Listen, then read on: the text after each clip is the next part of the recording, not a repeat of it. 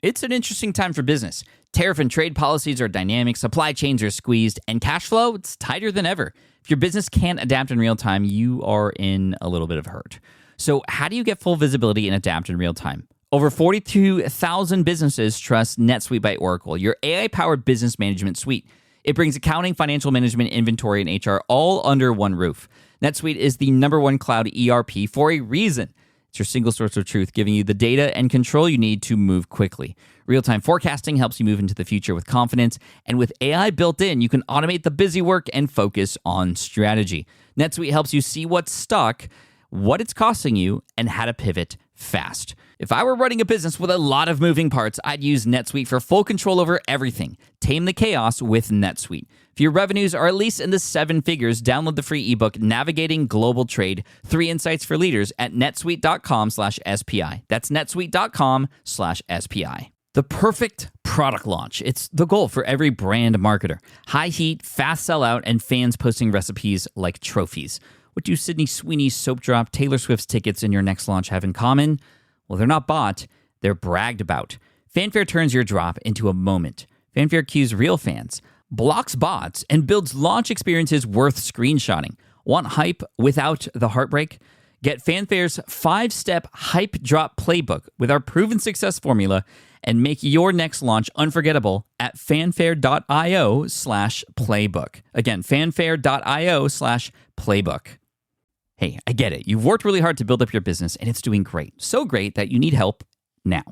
The most important thing for your business is to hire the right people to support it. So how can you find amazing candidates quickly? Easy. Just use Indeed. When it comes to hiring, Indeed is all you need. Stop struggling to get your job post seen on other job sites. Indeed Sponsored Jobs helps you stand out and hire fast. And with Sponsored Jobs, your post jumps to the top of the page for your relevant candidates, so you can reach the people you want faster. And it makes a huge difference. According to Indeed data, Sponsored Jobs posted directly on Indeed have 45% more applicants than non-sponsored jobs. And it's one of the largest databases of job seekers, too, giving business owners access to a wide range of candidates. And one of the things I love most about Indeed is the job alerts feature. I get notified when new candidates apply. There's no need to wait any longer. Speed up your hiring right now with Indeed. And listeners of this show will get $75 sponsored job credit to get your jobs more visibility at Indeed.com/smartpassive. Just go to Indeed.com/smartpassive right now and support our show by saying you heard about Indeed on this podcast. Indeed.com/smartpassive. Terms and conditions apply. Hiring Indeed is all you need.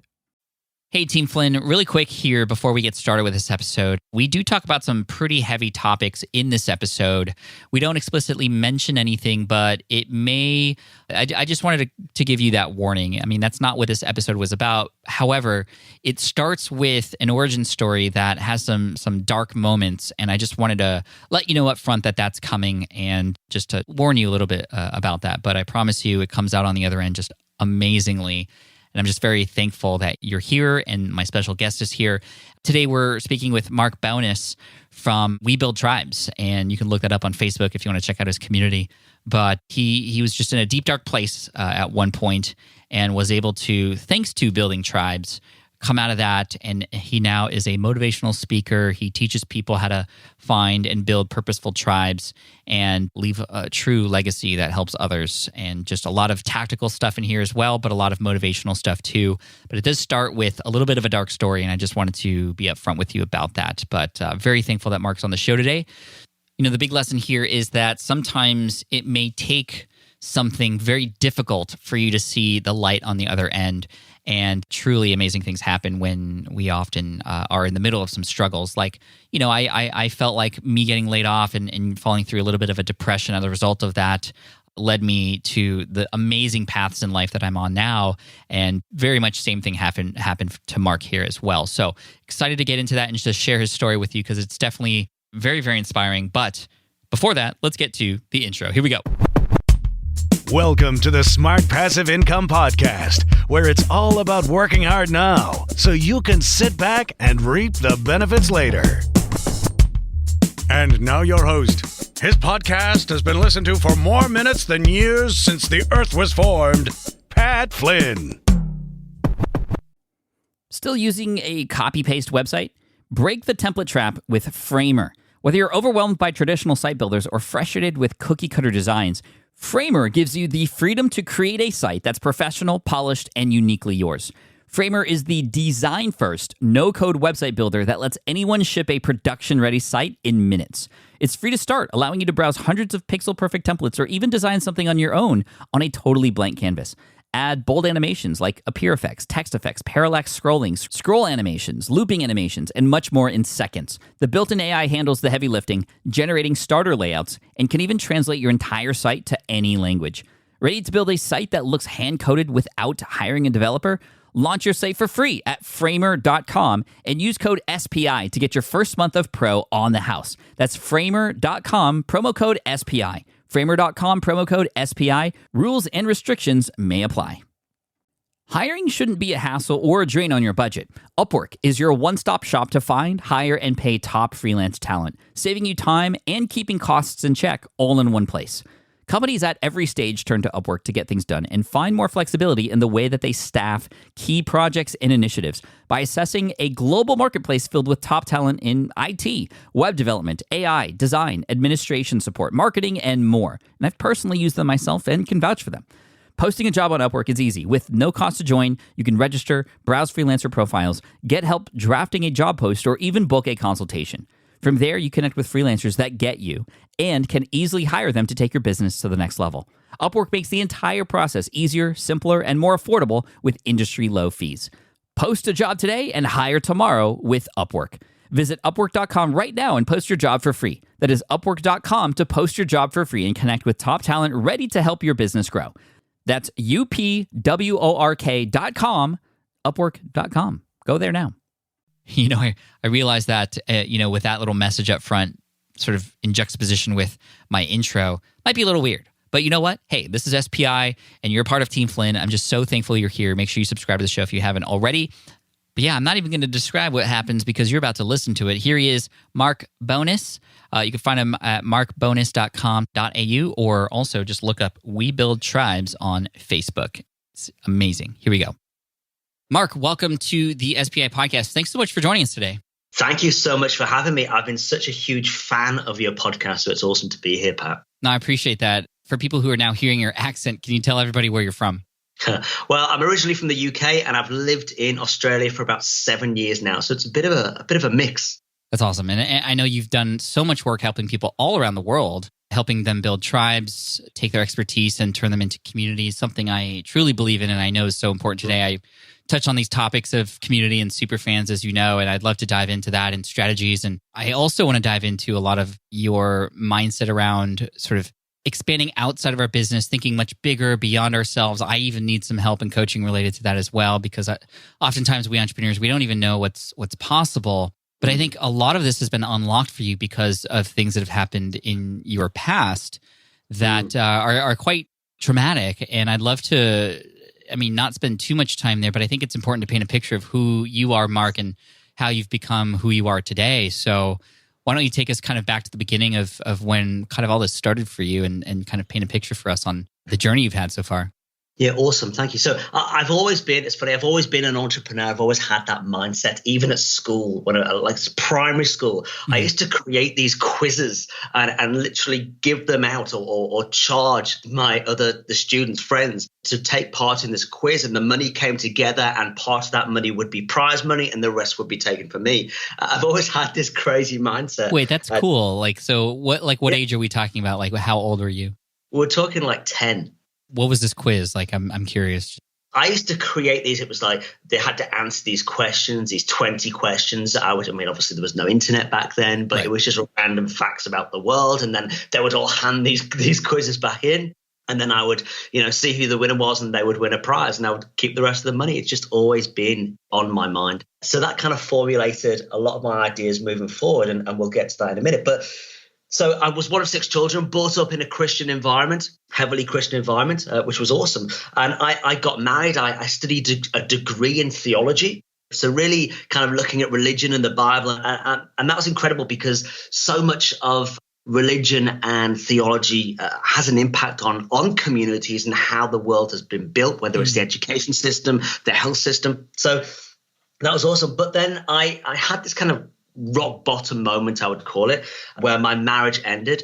I realized that my faith was inherited. It was that of my parents.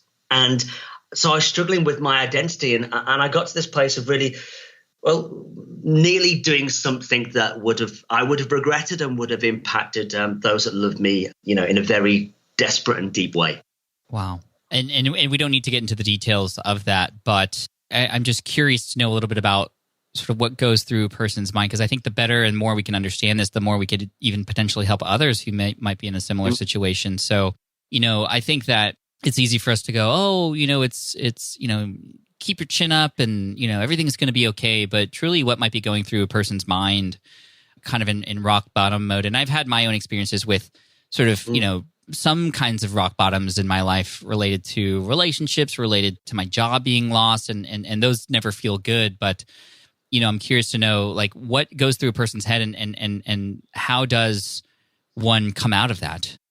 It's a great question. So for me, it was literally nothing went through my head, Pat. I was really struggling because at this point in time when I'd lost my marriage, I'd lost basically my community, my Christian community. And I had a business that was a non-profit organization in the Christian world. So in one day, marriage ended, lost my job, lost my community. I lost everything. Jeez. And so I even struggled to look at myself in the mirror. Like I didn't care about what I looked like. I wasn't eating properly. And so I really got to this place of it was just the lowest place that I've ever been. And so there was this one moment where previous to this moment, I saw my future as just this dark place that I just didn't want to enter into. But then I had this moment of awakening, and I began to see this rock bottom as my opportunity to rebuild my foundations. I say that my darkest moment became the foundation on which I rebuilt the rest of my life. It was a stepping stone to success. So whatever difficult situation we find ourselves in, we have a choice in that moment to make a decision about how that moment defines or redefines our life. And we can either stay at a low place and, sit in front of the TV and not do anything productive and wallow, or we can make a decision that moment just changes everything. And that's what I did. And I saw my future as this blank canvas on which I could paint whatever picture I wanted. So this rock bottom was the beginning of the revelation of my purpose. It's funny you mentioned like sitting in front of the TV doing nothing. I remember when I got laid off, that's literally what I did. And it was like I was watching Back to the Future like over and over and over again. I was hoping there was like a time machine that could actually be built and I could start over, because I just was not happy with where I was at and how things turned out. And it wasn't until, like you said, I made a conscious decision. I was like, this has to stop, and I have so much more to give. I need to find out what else I might be able to do. And that's what led me down this path of business. And, I think oftentimes a lot of people don't succeed in business and in entrepreneurship because they don't have that moment where they're almost kind of forced to make that choice, and they do make that choice. How might one who may not have a rock bottom yet, and I'm not saying that, I hope everybody has a rock bottom. That's not what I'm saying here, but there's something about a lot of these stories that we hear about successful entrepreneurs like yourself who go through something that changes the way they think and allows for this new person, a rebirth, if you will. How might one, because I know you coach and teach a lot of people who are wanting to start a business as well, where does one find that inspiration if it's not from a tough moment in a person's life to go forth and conquer? And this is a really important point, Pat, and I'm glad you've raised it, because we do live in this environment where our feeds, our social media feeds are fueled and filled with these inspirational stories of people that have literally been homeless and living on the streets and to multimillionaire. So a lot of people come to me and say, Mark, I don't have that experience in my life. But it's what I call the catalyst for change moment. It's this moment in everybody's life. And you put it so beautifully just now when you talked about you were on the couch watching Back to the Future, and you made a decision that something had to change. And it doesn't matter what the thing was that caused that, whether it's a relationship breakup or whether it's a job or just I'm sick and tired of working in an office every single day and not spending quality time with my loved ones and family because I'm working for the boss. There comes a point in our lives where we have to make a decision. Is the life, the path that I'm on now, is it the one that's enabling me to live my highest purpose here on planet Earth?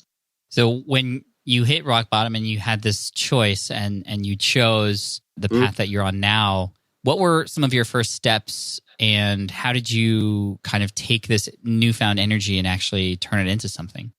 Well, I raised a story about when I was younger and bringing people when I was a kid and this quiz and it was kind of crowdfunding before crowdfunding was a thing as a 10, 11-year-old.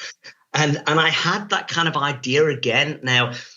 So it's important that I set that context. So as I said, I lost my job. I had no money. I moved back to the side of the UK to live with my parents at the age of 26 years old. I lost the community that I was living in. I had nothing, literally nothing.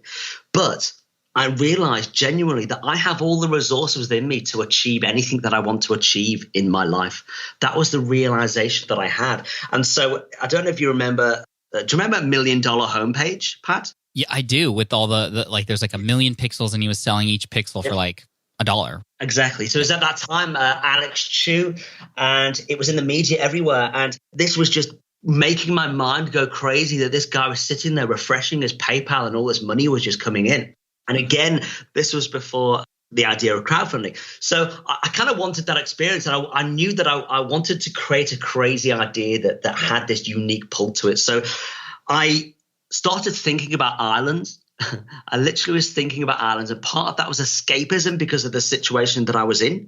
But this idea that I can't own an island on my own. I didn't have the money to be able to do that. But a number of people together could do. So again, this was before crowdfunding. And so I created this crazy idea, and I leased a 200-acre island in Fiji. And I literally went over there on a credit card to meet the chief of this island. So we leased this island, 200 acres, and invited the world to become tribe members. So what that meant was we set up a website, and I literally said to a friend, look, I don't have the money to pay you for a website, but if you build one for me and this works, I'll pay you. If it doesn't, I'm really sorry. Sound like a good deal. and he went for it. So the idea was that we bring people together from around the world to really build an eco island from scratch. So online, and we're talking about we had a bulletin board really back in the day. So people were coming together with skills and experiences, and we were talking about accommodation, what power, electricity, the food. And then we had this kind of launch date where people started to come and literally help build on this island from scratch. Now, this was 3 months after my darkest moment, and I ran with this idea. And it was featured in 200 media outlets around the world. I was in the UK, and I was waking up doing interviews in the UK, then America, then Australia. We were on the front of the National Geographic. We literally had Good Morning America fly over to the UK to film us. There was I wanted it to be in one specific newspaper in the UK, which is called the Metro, which is on the Underground. And because I knew that was the feeding ground for TV production companies. So those that work in TV development on their way to their work. And I wanted it there because I wanted this to be a TV show. And the day I got it into that newspaper, I was contacted by 80 TV production companies that morning. The best production companies in the world. Ended up working with Liz Murdoch, Rupert Murdoch's daughter, and the whole thing was filmed for 18 months and became a 5-part primetime TV show that aired in 3 countries. Dude, that is insane. Oh my gosh. So, I mean, what a relatively quick turnaround. And so what was going through your mind when all this stuff was taken off? Like, I want to know, first of all, let's go back to the island and going to the island. Like, on the way to the island, what was your pitch? What was your, like, what would you even say? And how did you know what to say? I built this narrative, and this is a really important point, that I believe that we need to have creative narratives around our business. We can no longer just set up a website and hope for the best. That we've got to have this engaging story, which is kind of the heart of building a tribe. So I really had this beautiful narrative built out, which was the concept was called Tribe Wanted. And we were bringing together people from all over the world to build this eco island from scratch. There was lots of gamification within the whole thing. And so when people joined, they received a certificate. They received a wooden badge that they wore as part of it. They had a T-shirt. They could elect themselves to be a chief for the month of a tribe, and the tribe members got to vote for who they wanted. That person stayed on the island for a month, and they had what we call the tribal bounty, an amount of money that was able to live their legacy on the island or leave on the island. And so we had this beautiful story mapped out. But the crazy thing was we went to this island and we scoured the world literally for islands. And I realized that, there's islands that you can buy, couldn't afford an island. But in Fiji, you can lease islands that seem more affordable. And that Fiji was part of the backpackers tourist route, which we thought would be our main audience. So we went to this chief of this island in Fiji and explained and shared this vision with him. And he told us, Pat, crazy, a few nights before, and the island was called Voro Voro. A few nights before, he had a dream in which, in this dream, he had this idea that the world would come to Voro Voro, that the world would come to Voro Voro. So he was all on board. And we had a handshake. We haven't even written a contract, and went home and launched the whole thing. A few months later, when it was in the media everywhere, the creators of the TV show Survivor, they contacted the chief of the island and said, we've seen this island in the media everywhere. We want this island. We're prepared to give you 3 times whatever you've been offered. And we were really worried because we had no contract written. And the chief of the island said, in Fiji, our word is our honor. So no matter how much money that you can give us, we've given our promise to Mark, and he's got this island. Wow. Crazy experiences. That is crazy. I'm imagining a lot of what the audience is thinking right now beyond that. Wow, this is insane and kind of cool and amazingly crazy. I mean, were there any people stepping up going, this is ridiculous, this is a scam? Or was there anything in the media that was sort of negative and sort of, because this is so different and so out there, was there any pushback? Absolutely. And that was the hardest thing. It was so hard, Pat, because I just had this crazy idea and built a team around it. And one of the biggest mistakes that we made. So again, this was before crowdfunding. So now it might seem, okay, so he's crowdfunded an island. It makes sense now with that knowledge and information of the world that we're in. Yeah. But before then, that wasn't a thing.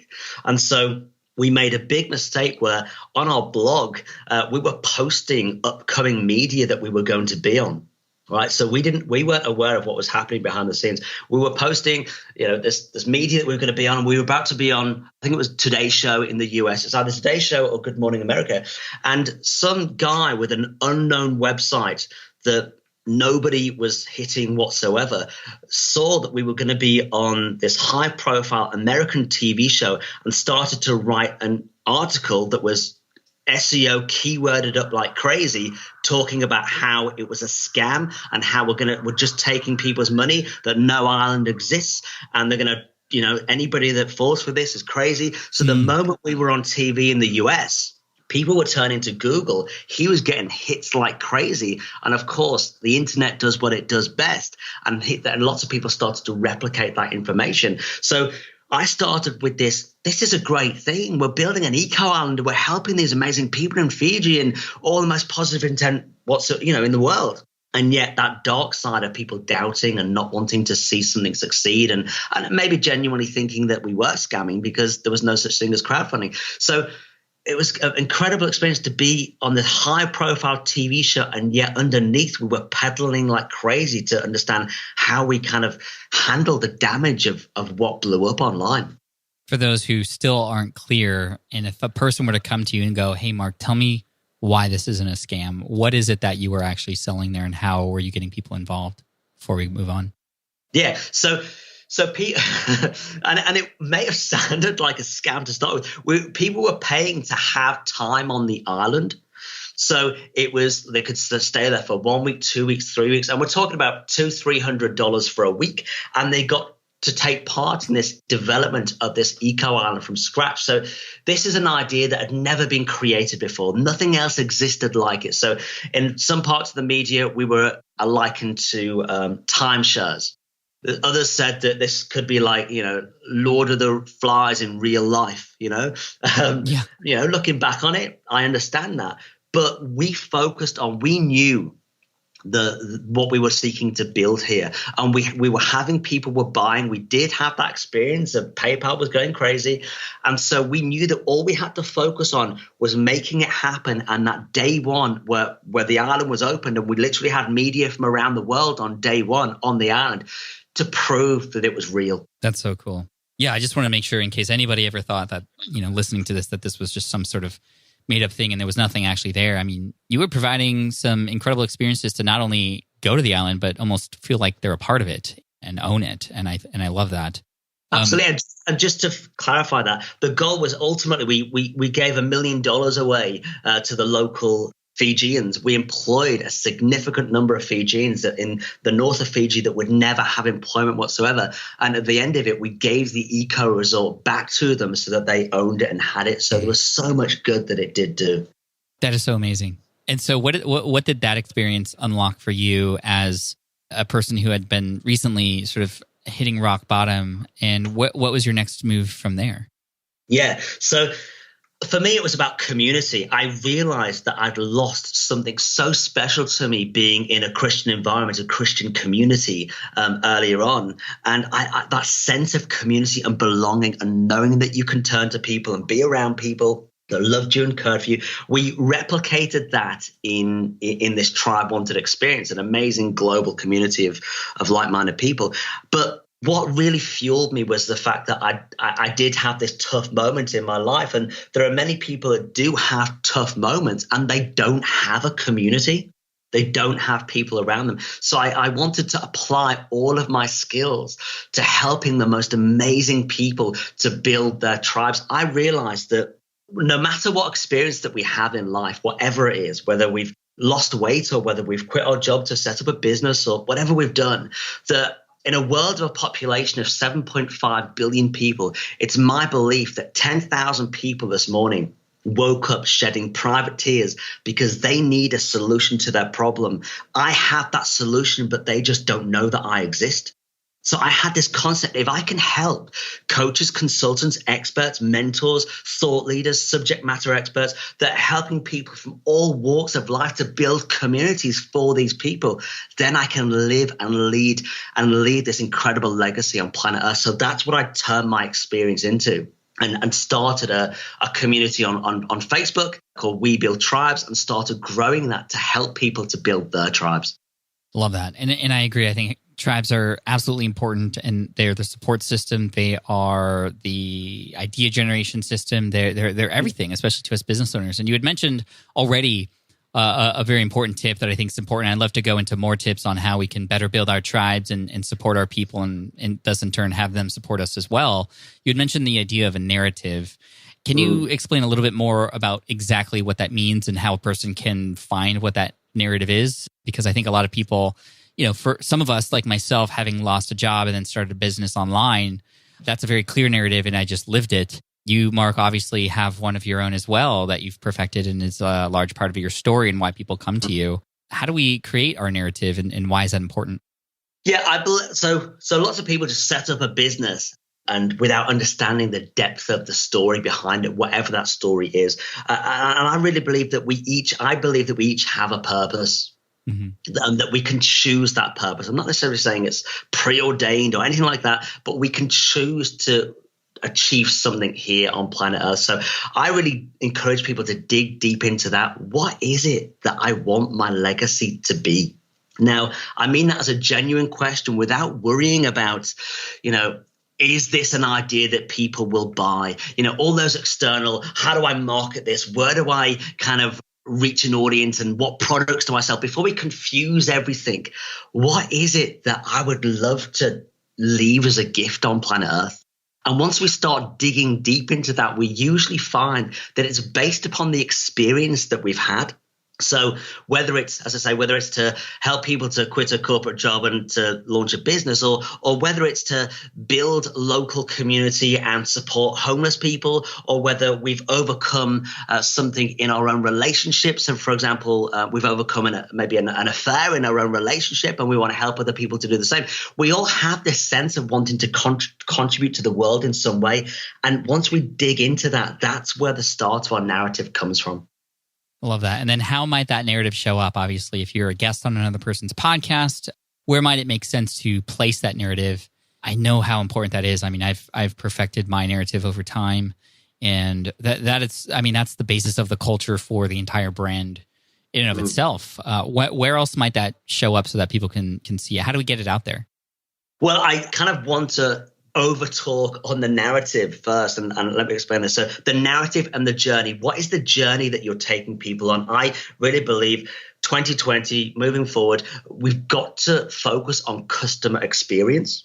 Amen. And I say that because as business owners, we think about numbers, and a lot of people go wide and they think it's a numbers game, get as many people as we possibly can, and then the conversions make sense, a percentage of the numbers in terms of leading to sales. But I believe in going deep. Create that incredible customer experience, that journey. And I know that you're a big fan of this, but create that journey, and then people will stay with you for life. And obviously that's the kind of heartbeat of your book, Superfans, which I've devoured and loved. But I say that importantly because people are making a mistake in thinking that the tribe is the Facebook page. Let's get everybody to like the page, right? Or even now, and I focus on Facebook groups, but that Facebook groups are a real prominent thing and we should all have a Facebook group. People are mistaking the social media platform for being the tribe. So a Facebook group, a Facebook page, Instagram, YouTube, they are vehicles for the tribe. They're not the tribe itself. And I think that's an important distinction when we have amazing people like Gary Vee saying, be everywhere and film and, do all this stuff. But if you don't have an experience to bring people back to, then it's like having this bucket with a hole in it, and you're pouring water in, and people are just pouring out the other side because there's no stickability, there's no reason for them to stay with you. So I really encourage people not to confuse social media platforms and those numbers as the actual brand that you're building. It's a huge mistake to make. The Facebook group, and I agree, Facebook groups are very powerful and it's a great way to connect, but I agree. That's the platform by which the tribe is able to communicate with each other and you to communicate with them and vice versa. If that's not the tribe, what exactly is the tribe and how else might we be able to define that? Yeah. So I believe that firstly, there's four key elements to the tribe. One is the purpose and vision. So what is it that I really want to achieve? Right? What is it that I really want to achieve? Number two, having that leader that steers people towards that vision is really important. Number three, multiple ways to kind of connect and communicate. So I talk about tribes being online and offline. So again, what is the experience? And you're a great example of this. I know that you've got your Facebook group. You've got obviously the podcast. You've launched obviously FlingCon, which I've heard has gone amazingly well. Allowing your audience to really engage with each other at deeper levels. And creating and crafting that experience. And then obviously a way to monetize that, because if we don't monetize it, then we're not reaching more people. So again, to come back to that question, I'm a big believer again in focusing on building email lists as that primary hub. And again, I hear people come to me time and time again, the open rates are low, why would you go to email? And yes, utilizing whichever social media platform your audience sit on as a vehicle to bring people in, but having them on your email database, because obviously you own that audience. And whenever I send an email out to my audience, I make money with a launch in a far greater way than I can with Facebook ads, for example, because it's a warmer audience. Agree. So to paint a picture again for everybody, those four things, purpose and vision, absolutely important. I think there was a quote, it was a Japanese proverb. I might get this wrong, but it was vision without action is a daydream. Action without vision is a nightmare. Actually, I did get it right.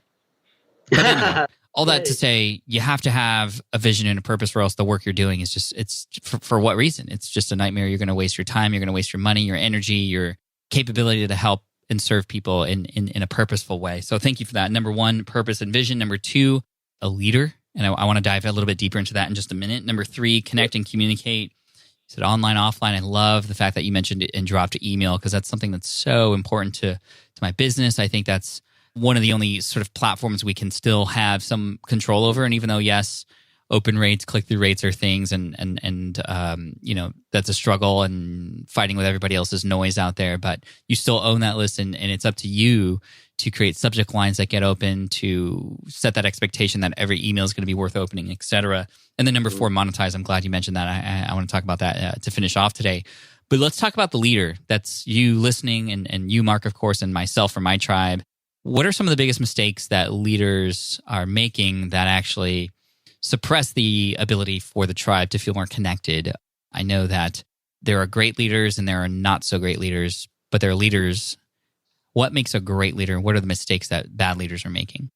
For me, authenticity and vulnerability are key. It's easy to look up to people that we deem to be successful in whatever sphere of life we're in and feel as though I could never be like them. I remember when I first started my business, and I was struggling to sell my services at $100 an hour. I hated sales. I hated selling on the phone. And there seemed to be this great divide between looking at all those people online, the Gary V's and the Tony Robbins and all these amazing people that are making millions and millions of dollars, and thinking that they've got something that I just don't have. And so it felt like we were miles and miles away, that they were these heroes, they were these gurus, but I didn't have what they had. And as I grew my business, I was lucky and fortunate enough to focus on mastering skills and generate $1 million and $1 million from a Facebook group, but what I've realized is I've got to be so authentic and sharing my story and my vulnerability, both in the highs and the lows in the moment now, because otherwise nobody learns. People feel like, it's a distant, it's just that distance between the guru and themselves. And that's, they're always successful and they don't go through what I go through, and they don't have the problems that I go through. When we create this space of vulnerability, that's when we're really serving our tribe. Love that. Thank you for that. I think that's so key and something that a lot of leaders who are listening to this right now may need to be realigned on, because sometimes we suppress and keep things in that we don't think, that might paint us in a picture that might be not so good. I think this is one thing that I know I've excelled on, and that's just being open about the failures and owning up to my mistakes. I've been I'm not a perfect person, and I've done things in the past before, but when I make those mistakes, I'm always very quick to own up to the fact that, hey, that's my outcome. I own it, and it wasn't so good. Let me see how I can fix this. That, amongst a lot of people seeing and remembering me for, income reports and just showing the positive side of things. I think it's the full package that's so important. Why do you think a lot of leaders are just afraid to be vulnerable? I think there's a kind of an old school mentality, and this could be dodgy ground here, but there's an old school mentality of enforcing authority through positioning. There's people have started with that fake it till you make it approach, and look at me as the leader, and the scarcity approach around spending time with me as the leader and buying my products and all that kind of stuff. That doesn't work in today's environment where it is about community. I don't lead my audience, I serve them. And I'm constantly looking for opportunities to serve. And I think there's a distinction between, and I'm not pointing any fingers, but leading out of ego and serving out of a genuine authenticity. It's an honor. Every single person, I have a challenge, a paid challenge that people pay for. It's $47. It's an honor for somebody to pay money into my account. It's an honor for me to be able to serve them. And if I have that attitude with whether somebody pays $47 or they pay me $100,000 for mentorship, that's what keeps my business alive, by the way that I treat those that entrust me with their money and their hopes and their dreams. Who's a leader that you look up to and why? Oh, that's a good question. I really like Russell Brunson because I do think he's really authentic. I love what he's built. He's got all the elements of building a tribe. He's got some great gamification. He does share when things go wrong, and he's on an incredible journey, and he's built this audience that really love him and respect him. I love that. I have to give a shout out to a leader who I admire, who I've been getting a lot of inspiration from recently, and that's Michael Hyatt. Michael Hyatt, I remember I went to an event that he put on for his Platform book and Platform University when it came out back in 2012 or 2013, and I was invited to speak at this conference. And the conferences that I had spoken at before, I never got to meet the person behind the conference because they were always behind the scenes, or they were the leader and they weren't supposed to be on stage except for the beginning and the end.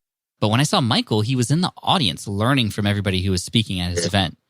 And that to me was just so amazing. I was taken aback, and I was like, number one, how are you able to run this event from this chair in the audience with us? And he was like, well, I have an amazing team. And he's helped me realize that you can build a team that helps support you and matches your vision.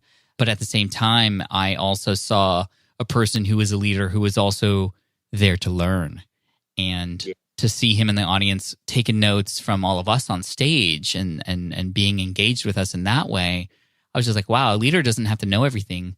A leader is a person who can potentially just bring together all the people who know things, just like we know in history from people who have brought their Knights of the Round Table, kind of their own version of that, the brain trust from FDR, or the masterminds behind just different groups of people out there who have accomplished tremendous things. And so Michael Hyatt to me is very inspiring. That's awesome. And that's a great role model of learning leadership, authenticity, and serving your audience. I love it. When it comes to building tribes online, which is really your specialty in helping leaders, let's say a person's listening to the show, they have a little bit of an audience, they have a small email list. How might you take that person and amplify their work and their impact through the building of their community? What are some of the specifics that they might be doing? Yeah, sure. So aside from the digging deep into the narrative and the story of the experience, I'm a big believer in Facebook groups. And the reason for that is because if you've got this email list, which is awesome, and we know that we need to build that and we own that, but when you bring people together, it's like you call them super fans, I call them torchbearers. When you bring those torchbearers together in one place, suddenly it's not individuals raving about you separately, but that whole thing is magnified by having them in this Facebook group where everybody's championing your cause with you. That was a distinction at the change of my business. I struggled to sell courses online, but I built my group, and within 7 days, I generated $100,000 in sales for the launch of my online program, because everybody was raving about me in this one place, and I was teaching them and serving them and building relationships with them. So the mistake that we make is because we're told by one person we should be on YouTube and another that we should be on LinkedIn or TikTok maybe nowadays, or whatever it is. But you can't be everywhere at once. You just can't, and it's crazy to do so. Facebook groups have this amazing ability to position your group. I don't know if you've ever seen the suggested groups column in Facebook. I think I've come across it. Yeah. It's right there on Facebook in the right-hand side of your feed, and Facebook actively promotes groups to you. And so it'll push your group out across Facebook to those that have like a similar interest to the nature of your group. I'm generating leads for free from Facebook every single day. That's really amazing. I like that. And so when you get people into this group, whether it's by free content, guest podcasting, however, or Facebook helping you out, how might you mobilize that group? What's your purpose in there? So I'm very clear on the purpose that I have, which is to help coaches, consultants, experts, and entrepreneurs to build purpose-driven communities. So I have a goal. So I have this beautiful roadmap. So the goal for me is that I'm helping people to build their tribe of 10,000 people. So anybody that's ever achieved that, we have this beautiful wooden Tribe of 10,000 award.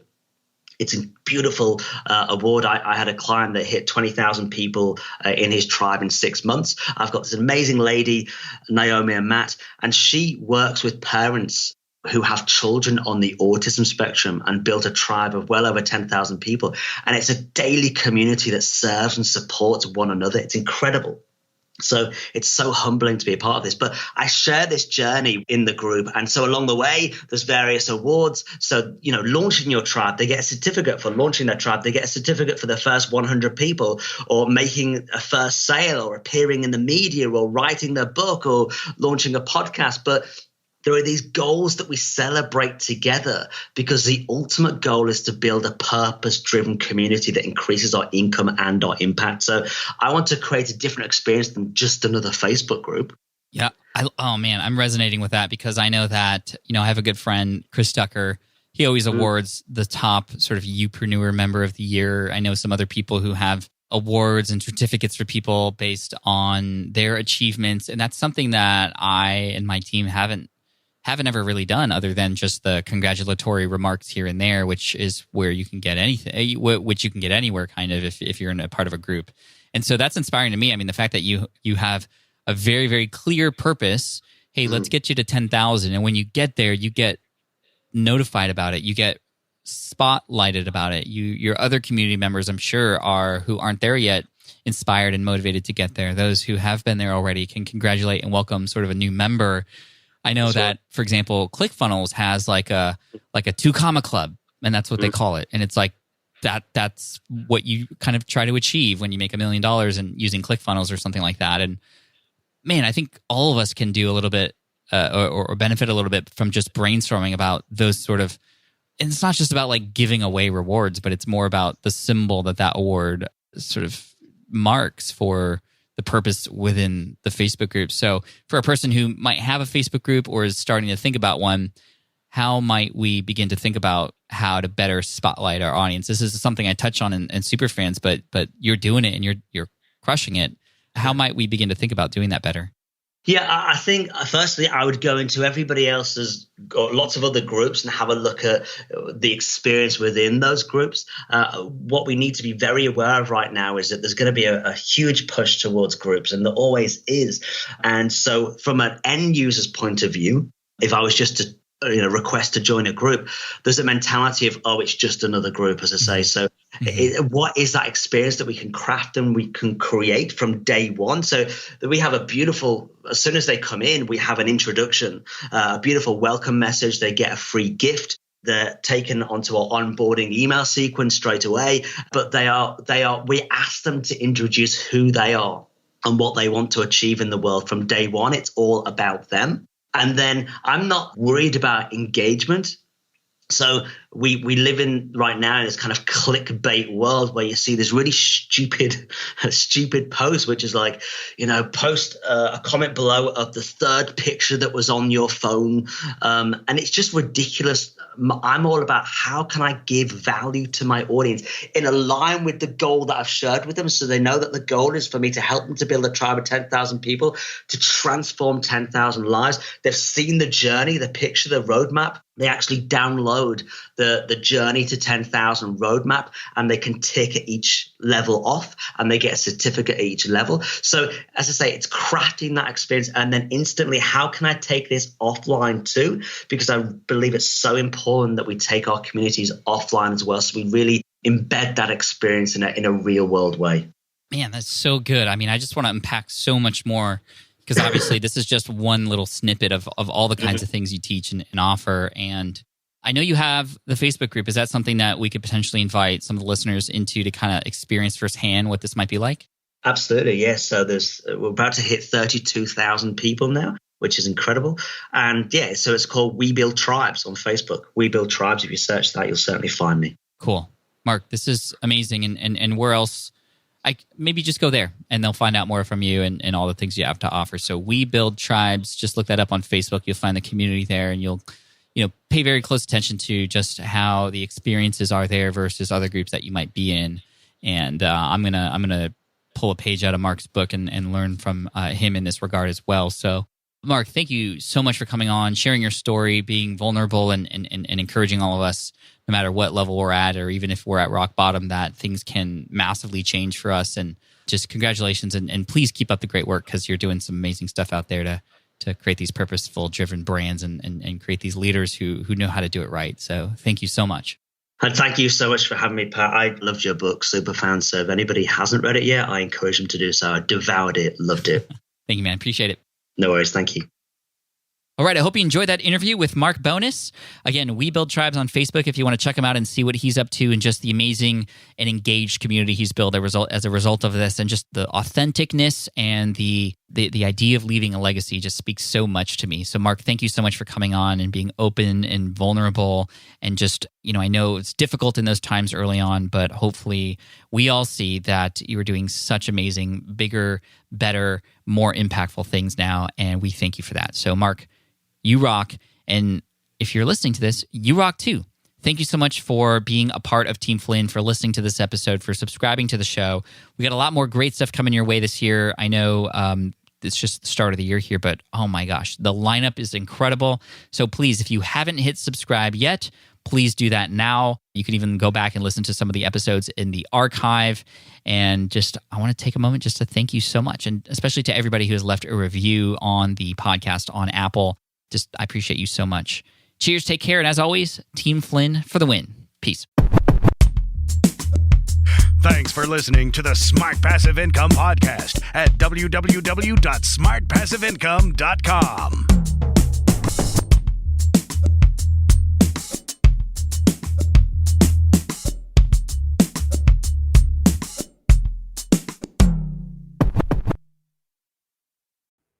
Have you dreamt about being your own boss, but still haven't made the first steps to making that dream a reality?